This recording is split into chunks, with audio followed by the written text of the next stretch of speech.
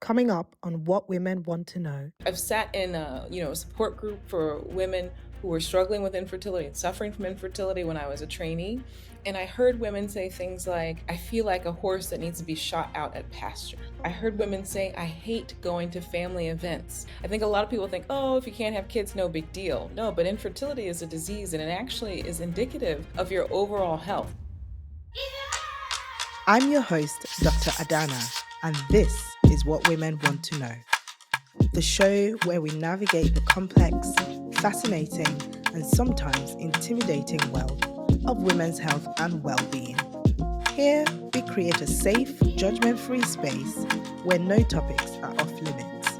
We confront our fears, we embrace our vulnerabilities, and we find humor in the unexpected.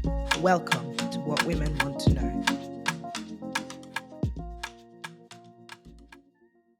On the show today, we are stepping into the intricate world of fertility treatments, specifically focusing on the IVF community and the extraordinary journeys couples embark on to expand their families. We'll delve into the heartbreaking reality of unequal access to fertility treatments and the innovative, sometimes jaw-dropping solutions people are finding to overcome these hurdles. Have you ever heard of using an app to find a sperm donor, meeting that donor in a car park, collecting your sperm, going back home, and using a turkey baster for insemination at home? If not, buckle up. This episode is going to be a roller coaster ride. I'm thrilled to announce our special guest today, Dr. Lynae Brayboy. She's a medical doctor, a reproductive scientist, and the chief medical officer at Ovom Care, a cutting-edge platform where technology and reproductive care unite. Dr. Brayboy's extensive knowledge and first-hand experience with the complexities of fertility treatments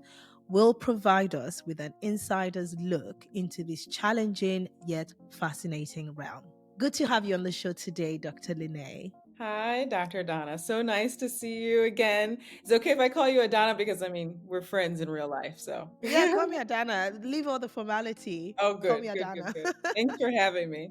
Perfect. I've introduced you to the audience. They know who you are, they know what you do. So, can you share a personal story or Mhm, maybe a patient story without giving mhm. away too much Yeah. that really inspired you and impacted your journey in the world of fertility treatments? Oh, absolutely. So of course, respecting patient privacy, I'll just give a very general overview. Someone asked me point blank when I was counseling them about their fertility. They were undergoing chemotherapy for cancer, and they asked me what happens if I get pregnant naturally after I've had the chemo. And I thought, do we really know? And I sat back and I was really frustrated. And I said, we need more research. We need more data. We don't know what happens if your ovary is exposed. Then you conceive a child. What happens to that child's reproductive health, the grandchild's reproductive health? So that really started my research career. And I instantly was interested in looking at reproductive toxicants, such as chemotherapy, to look at what are the long term effects. And so we did have some data that we collected from mice that showed that if you have any changes in a particular protein called multi drug resistance transporter 1, then potentially your grandmaternal exposure, so your grandmother's exposure, could impact you 2 generations later. That's really what started off my physician scientist career. So just having a patient rather ask me a question, not having an answer. That's mind blowing, though, that 2 generations later, you're still impacted by that. And Mhm. it's questions like these that lead to the world's greatest researchers, right? At the end of the day, we're trying to answer Yeah. questions that we don't know rather than pretending that we know. And that's true, right? I think in medicine, we forget that medicine's twin is research. Science and medicine need to always be neck and neck. They need to have the equal love and equal treatment. And unfortunately, that's not the case. We train a generation of doctors to become doctors who recognize patterns, and that's great. That's a noble field. Of course, we need doctors, but we also need physician scientists who can cross over between two worlds. Yeah. And that has been my life, and really trying to be more innovative in women's health or in reproductive biology because it's underfunded, it's under researched, and also, frankly, understaffed because it's hard to be a physician scientist. You don't get the support usually of your institution. You have to constantly get grants, and the collaborations are hard. Being a physician scientist is my life's work. I love it. And we need to know so much more about women's health, but especially the egg and egg Yeah. biology, because we all come from a high quality egg. We are our mother's best high quality egg. Of course, you are, Dr. I Donna, too. love that. Of course, of course. Wow. Just listening to you describe this as your life's work Yeah. is so inspiring. And I remember that when a mutual friend put us in touch a Yes. couple months ago, Yeah. and we went out for lunch. Right. I was intrigued. I really wanted to know more about the work that you're doing because obviously I'd stalked you on LinkedIn. In a good way.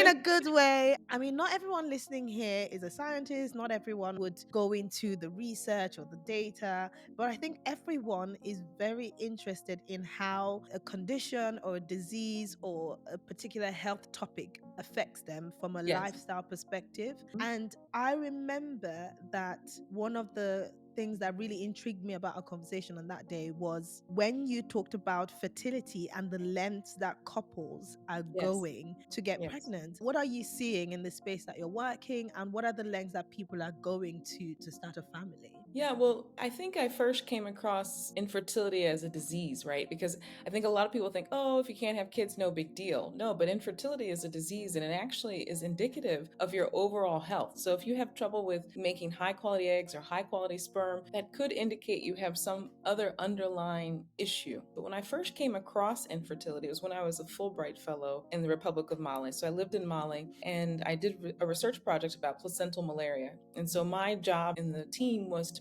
pick up the placenta or the placentae as they were delivered and take a biopsy of them. And so I saw firsthand women coming in, having children, women coming into the midwives, or as they say in French, the sage-femme, to talk about why they couldn't get pregnant. And I saw with my own eyes how devastating infertility could be. And now this is in Mali. You could say, though, that's particular to West Africa, or that's cultural, or maybe that was because of the religion of Islam. But when you look in the West, we also see that devastation. I've sat in a support group for women who were struggling with infertility and suffering from infertility when I was a trainee, and I heard women say things like, I feel like a horse that needs to be shot out at pasture. I Oh, heard women say, I hate going to family events because everybody else there will have kids. Now, these are women who are educated, who've grown up in the West, because infertility robs you of your control. It robs you of your choices. So it plays out the same way, but maybe differently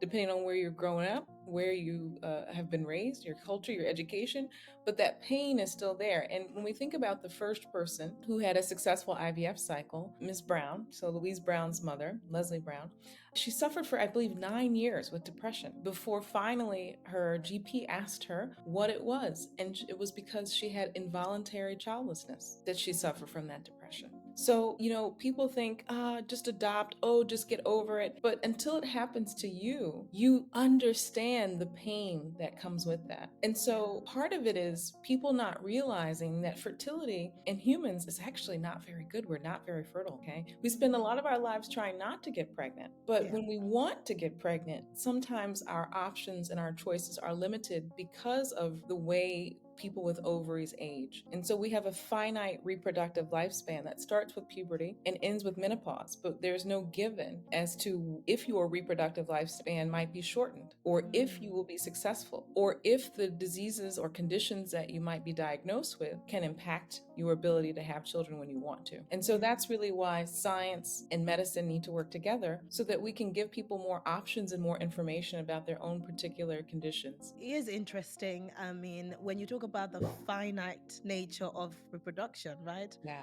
And also the fact that we spend a lot of time trying not to get pregnant. Yeah. Then when we do want to get pregnant, that's a whole different ball game altogether. That's right. The things that women have to deal with, right?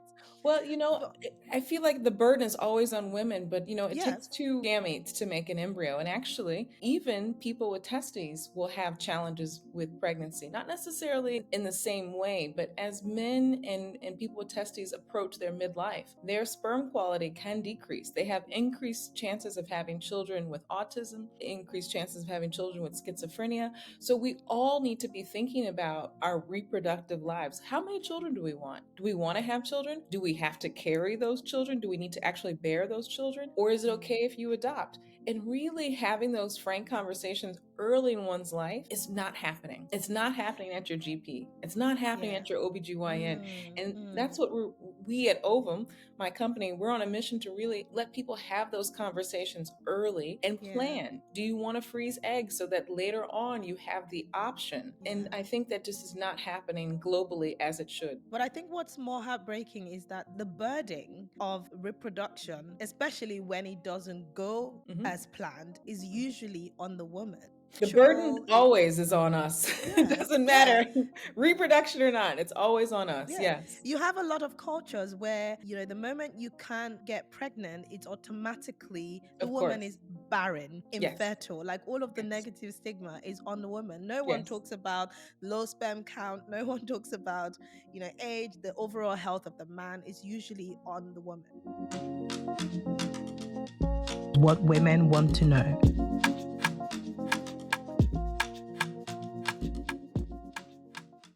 I think this is a good bridge to talk about, especially in the West, where you're Mhm. experienced and where you work. Yes. What are the options for fertility treatment that you have? Especially, would you like to expand more on what Ovum Care your company is doing? Sure. So, Ovum Care is a hybrid IVF clinic. So, we leverage AI tools, so artificial intelligence tools, to help improve one, the patient experience, success rates, and also accessibility, meaning that a lot of fertility treatments are expensive. Even as a fertility doctor in the US, where I trained, I couldn't afford most of the fertility treatments. And a lot of states don't cover the fertility treatments because they don't think of it as a disease. And so, many people, most of the population, 95% of people who need infertility treatment can afford it. So that means only elite, well heeled, moneyed people can afford to have the treatment they need. And of course, that creates disparities. And we already have so many disparities, health Yeah. disparities in people of color. This is just another one, okay? Mm. And it's a big disparity. Because people are not having that conversation, they're not aware of their reproductive lifespan and they're not aware of their reproductive planning and choices. And at Ovum, we're trying to make it so accessible because you can book a free consultation for us to go over what is a reproductive lifespan. It's a very high-tech, souped-up sexual education that we all should have had in high school, but really understanding what's your ovarian reserve? What happens as we age? What's egg quality? Why is egg freezing something that's a viable option? It really helps people to pause and think about what they want to do. And so you don't need to pay any money. You don't even need to enter a credit card. You can come right into my schedule and book an appointment, and I will give you a personalized 30-minute sexual health education course that you didn't get before.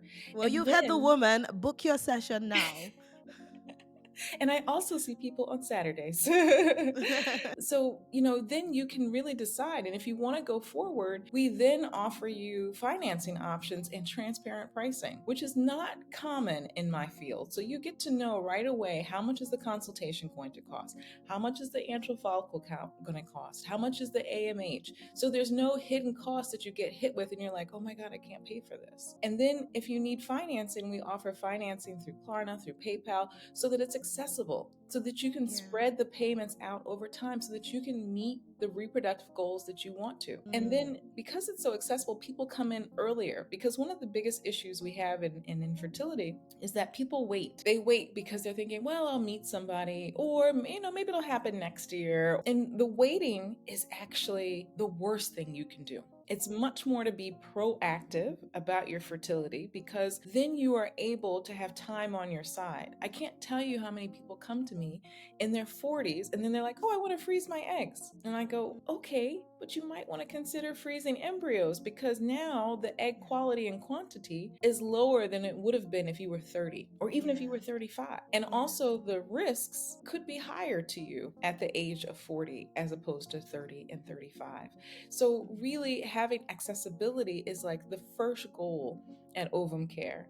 And then once people are in cycle and they want to freeze their eggs, we can really show them not just how many eggs they got at a retrieval, which is standard for most IVF clinics, but we can actually show them quality assessment. So we look at morphology and we use an AI tool that shows, is this a high quality egg? And there are very minute differences and changes that the human eye cannot see, that computer vision can see, that can say that this seems to be a high quality egg, this seems to be a middle quality egg, this seems to be a low quality egg. And this is exciting because most patients never see their eggs. Most physicians never see the eggs they retrieve. And we can actually show you. And then when you come back, we can show you your partner or your sperm donor's semen quality. So people are really a part of their care. They're not just being dictated their care, and they know what's happened to them because they can look at any point in our patient support app. And it's really this accessibility without having to call, talk to a secretary that may not be so friendly, and then try to get an appointment and then show up, take off from work.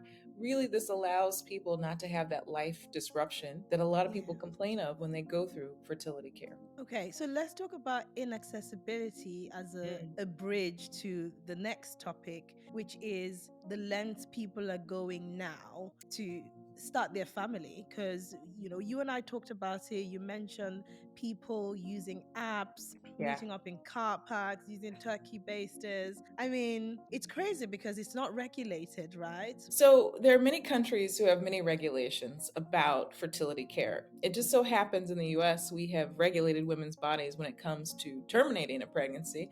Right now, reproductive medicine is still largely unregulated. But in other countries, like in the UK, it's very permissive. You cannot do sex selection. But in other countries, things like egg donation are like in Germany. You cannot do egg donation. You cannot have a surrogate. You can get donor sperm but not donor eggs, and so why do we have this inequity? Why is one gamete regulated and the other gamete is forbidden? Doesn't make sense. So because of these restrictions, people who are, let's say, same-sex couples are excluded, right? I mean, a male couple will need both an egg donor and a surrogate. So what must they do? They have to go elsewhere. They have to perhaps work with maybe someone, off the record, under the table. That's a playground, basically, a breeding ground for something not good to happen, right? Because then you don't know, has the donor been screened? Has the gestational carrier been screened? Are they going to try to, extort someone for more money? And so this is what's happening. I mean, and there are apps where people are hooking up for sperm because same-sex female couples, it's expensive to buy donor sperm. And in fact, in Germany, you cannot have it shipped to your house and do the insemination at your home like you can in the US. So people have to work with a clinic, and that costs money. And so to avoid paying, they hook up with these sperm donors on an app. And again, he could have donated 20 times that day to 10 women in your neighborhood, and your children might go to school together and not know that they're siblings. That's problematic. Whoa, that is Yeah. wild. That is That's wild. wild. Or he could be carrying a mutation for something that you have no idea. And so that's really the point of having safety measures in place and regulation that protects the population but not limits the population. And a lot of the laws that are on the books here in Germany really are because of Germany's history and not Germany's future. So we know that the population growth here is not what it should be. And around the world, I mean, this is the same in Japan and Singapore, where we have a large aging population, but many people are not having children. Why? Because it's expensive, or by the time they're ready to have children, they can't. And then they have issues. And again, the regulations might only support a certain type of person having a child. So in Germany, you have to be less than 40, you have to be married, you have to be male, female. That excludes a lot of people. And so tell me, they meet through an app. Let's explore that till the end. How does that then result in a baby at So the end what of happens this is that process? you have these individuals, I think they're called zaddies, who sign up to be donors, and then you have people looking through the profiles, and then you meet them, and in a little cup he produces a specimen, and then they use that specimen to become pregnant. There's a couple things, okay? There's no one looking. First of all, you have no idea if the sperm quality is good or not. You have no idea if it's contaminated, right? So do you know the HIV status of this person? Do you know if they're hepatitis positive? You don't. Do they have syphilis? You don't. You don't know if they have any psychological issues. You don't know if they're going to come back and try to claim paternity over this child and then try to, have shared custody. There's nothing protecting the person who is at the receiving end of this transaction. Yeah. And now friends have done this for years, and it's different when it's someone that you know, but when you're inviting someone off a platform that you don't know, you are inviting also the craziness that could come with that, and also the pain, because we tell people when we do insemination, let's say a donor insemination from a reputable sperm bank, this sperm bank has to screen the donors. They are liable and responsible for making sure that the donors are screened. So say, for instance, I wanted to use a sperm donor who is African American. Well, they are responsible for making sure that he has been screened for sickle cell, so that if I'm also a sickle cell carrier, that I now know that I potentially could have a child with sickle cell. So this is why it's so important that you go through a healthcare provider to help you and guide you through these types of things, because having a child that has a condition such as sickle cell is a big responsibility, and you don't want to be hit with that. You want to again have all of the information you possibly can so that you're empowered. So what happens after this is that the person may become pregnant, and then they are, the mother of record, and then their partner would be the second person put on the birth certificate. But there are countries around the world, including Italy, that is trying to pass legislation that if you are born from a same-sex couple, that you no longer have Italian citizenship. I mean, this is the type of world that we live in right now. That is crazy. The child will be stateless. Essentially, and that's what they're trying to pass. I don't think they've passed it yet as a resolution, but you can see that people get caught in between all of these laws. And I've had people say, I tried to do, some treatment in the Czech Republic, and they said I had to use Czech sperm. What? Oh, wow. And then, in Spain, if you go there for treatment, the physician chooses your sperm donor. What? Based on your race and your skin color, potentially. What? Patriarchy is alive and well in reproductive medicine, and this is why it's problematic. And this is why we have our clinical operations in London, which has, again, the regulation to protect the population, but also it's permissive enough that people really have self-agency over their reproduction. What women want to know.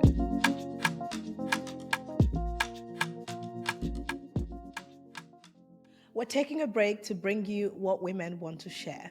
Chloe, 31, from London said, I've been with my partner for 7 years. We live together and have a great life. For the most part, we've been in agreement that we didn't want to have children. Since turning 30 and seeing my friends now start to build families, for the first time ever, I've started to feel maternal. My partner is absolutely not interested in having kids. I love him, and we have a very healthy, loving relationship. I can't imagine my life with anyone else. However, I don't want to get old and regret not having children.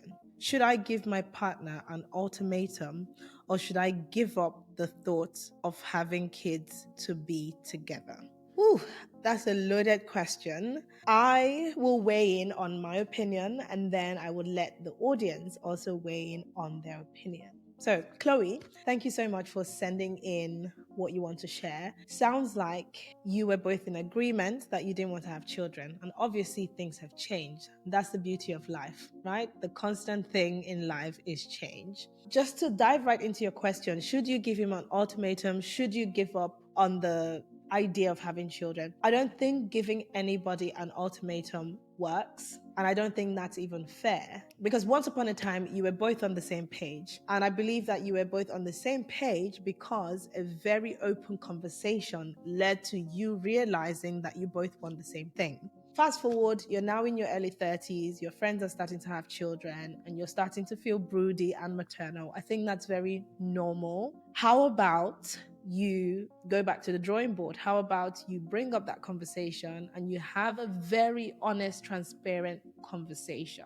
Because I also don't think that giving up on the idea of having children is the answer either. Similar to what you said, you might go through life and much later regret the decision to not have the children. And I think that would also be unfair on your partner, because you will forever blame him for being the reason why you don't have children. I don't think giving an ultimatum or giving up on the idea is the answer right now. I think that you should have a very deep, honest conversation. I know that the idea idea of having children or becoming parents is legitimate grounds for breaking up a relationship. But then you also really have to honestly ask yourself, does he fulfill other aspects of this relationship that don't have to do with being a parent? Why is it that you think that you can't imagine your life with anyone else? And why is it that you think that you will be unhappy if you make the decision not to become a parent? Unfortunately, this is not an answer that anybody can give you. And I know that we go through life and we face these difficult challenges, hoping that there's a magic wand that comes up with the answer. But personally, I found that the answers really lie within ourselves if we're able to sit in silence, to search our souls, and to have honest, hard conversations. So, my opinion and my suggestion will be to go back to the drawing board, sit your partner down, and have this honest conversation. Why doesn't he want to be a parent? Is it the responsibility of looking after children? Could there be a compromise that maybe instead of having 4 children, you have 2, or instead of having 2, you have 1? These are conversations that need to be had. But this is my personal opinion. I would love for the listeners to also weigh in. So, depending on where you're watching or listening, head over to our YouTube channel and leave comments below. What are your thoughts about Chloe's situation? What women want to know.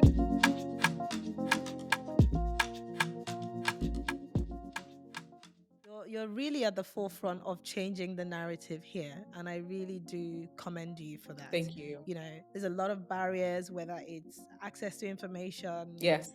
education early enough, finances, autonomy. Yeah. There's just so much. So, what would be the top barriers to fertility treatment from your experience? Besides the education, also the bias of the healthcare system. So, a lot of times we are not offering this care early enough. We offer people contraception almost at every visit, right? When you go into the OBGYN, what are you using to prevent pregnancy? We're so used to that, but we should be really saying, are you trying to get pregnant in the next 12 months? What is your plan in the next 12 months? So then you're allowing the patient to say back to you, well, actually, I was thinking maybe, so then you can have a preconception consultation, right? And you can help prepare people for a healthy pregnancy, because people may not be aware that some of their habits, their eating habits, their recreational habits may be adverse for a pregnancy. And then you can really have a conversation as opposed to assuming that everybody needs contraception. Not everybody does. Some people do. We need contraception in our lives. And I think this is really about shifting the healthcare narrative,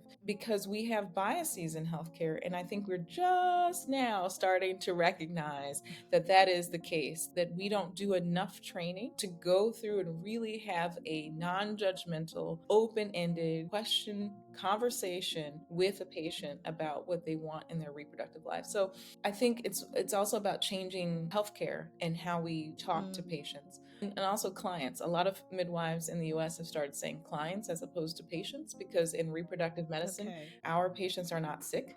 So they say clients instead. So it's education of the individual. It's not having bias about who you think needs contraception versus who you think needs fertility care, and asking the individual. Early referral. I can't tell you how many times I've heard a patient say, well, my healthcare provider just said, just wait a couple more years. Well, those years can be precious, especially if you have conditions that can make it harder for you to become pregnant. And then I think in terms of research, right? Because the treatments that we offer people right now are quite primitive, to be frank. And we are really at the forefront in Ovum care and using AI to help improve upon the treatments that we have right now. But IVF has actually been known about since the 30s. And so the birth control pill just took off earlier. Then IVF came about in the 1970s with the birth of Louise Brown. We have not really made any innovation, and that's because the funding isn't there. The interest isn't there. So when you think about who funded the birth control pill, it was a private woman's donation that funded the birth control pill. Who funded IVF? Well, it was private people, okay?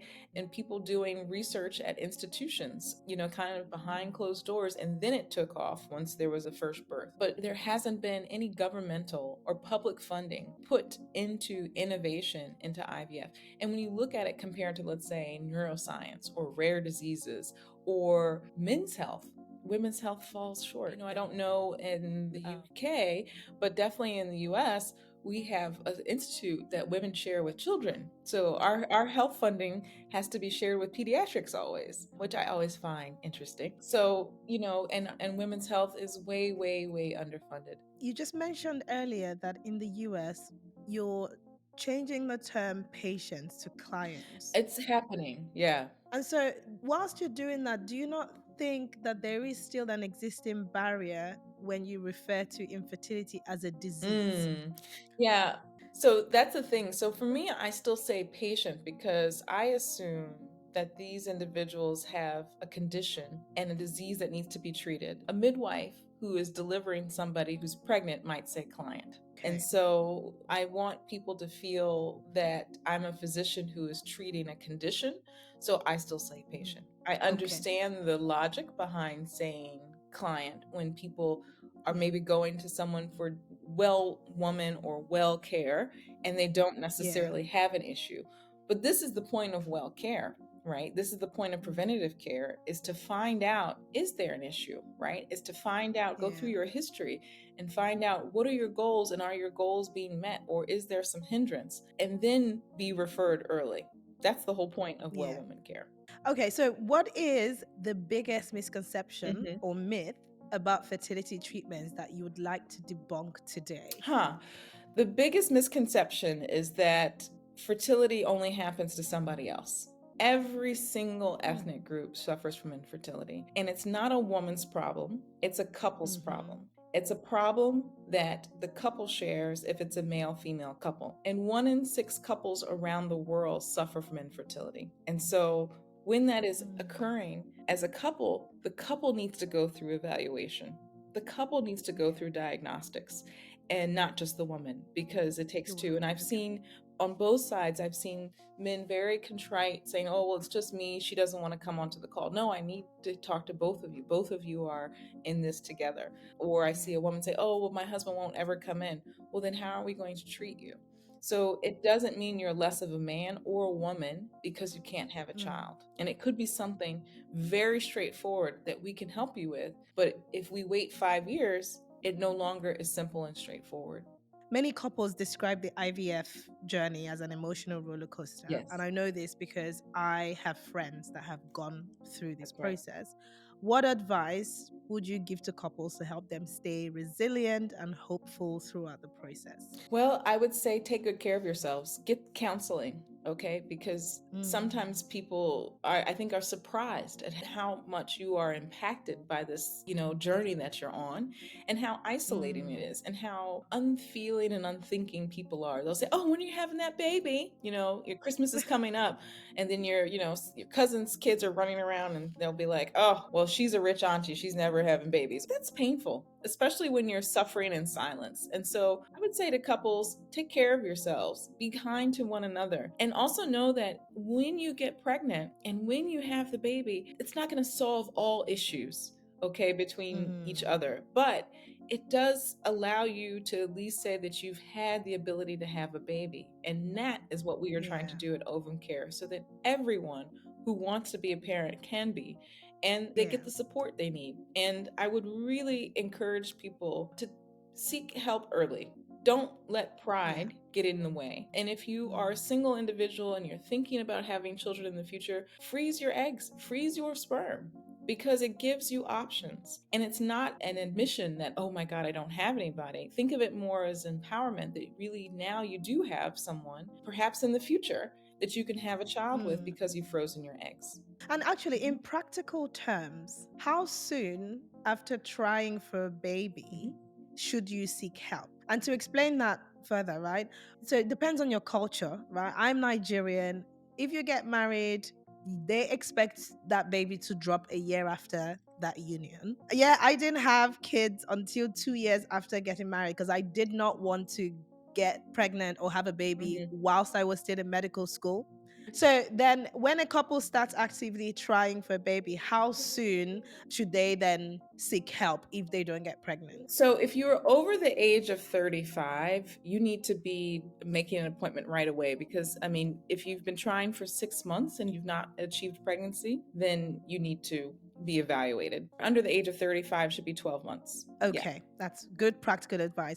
And we're going to conclude with one last question. So, your role as Chief Medical Officer at Ovum Care, I can imagine, comes with its fair share of challenges Mhm. and rewards.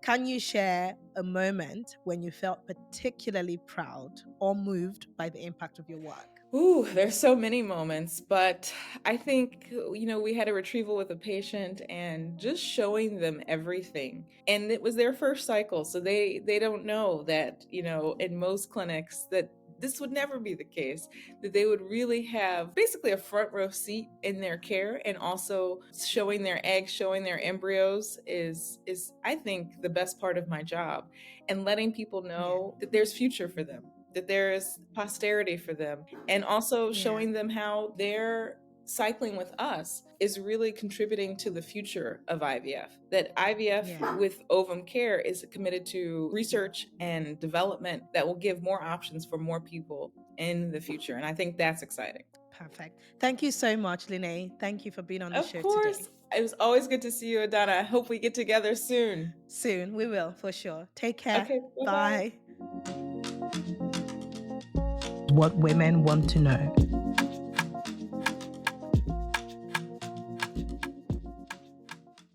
A big thank you to you for tuning into this episode. Whilst you're here, leave us a review and don't keep us a secret. Share what women want to know with your network of women, your mothers, your sisters, your daughters, but also the men in your lives as well. That's our show for today. Remember, your health matters and it's okay to talk about it. I'm your host, Dr. Adana, and this is What Women Want to Know.